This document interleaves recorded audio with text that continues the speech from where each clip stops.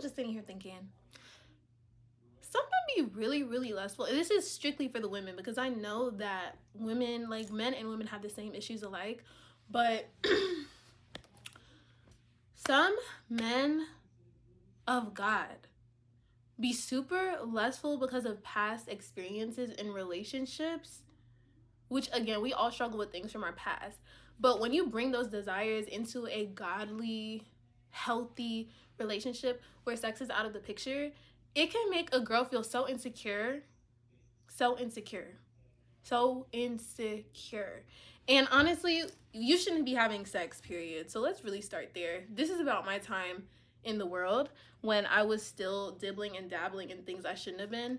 And even before I gave my life to Christ, when I was fornicating and doing nonsense, I would realize like some men have this insatiable appetite for sex and like lust, and it's so unnerving because we were never designed to meet that. We were never designed to compete with 3 and 4 and 5 and 6 and 10 and 100 women.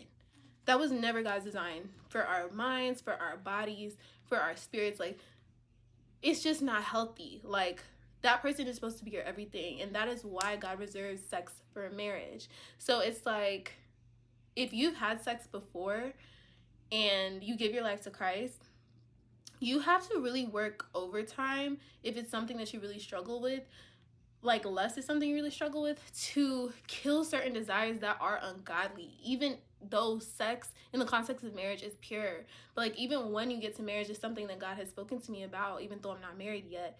You cannot bring these kinky, unhinged, heavy on the unhinged, heavy on the ungodly desires for your wife or your husband to do certain things, because that is not like, that was birthed in a place of sin. You cannot carry that into your marriage. So God really has to renew your mind regarding sex so that you can go into it with a holy view, a holy perspective on sex. Because like, I was just listening to this thing that my mom was watching outside, child.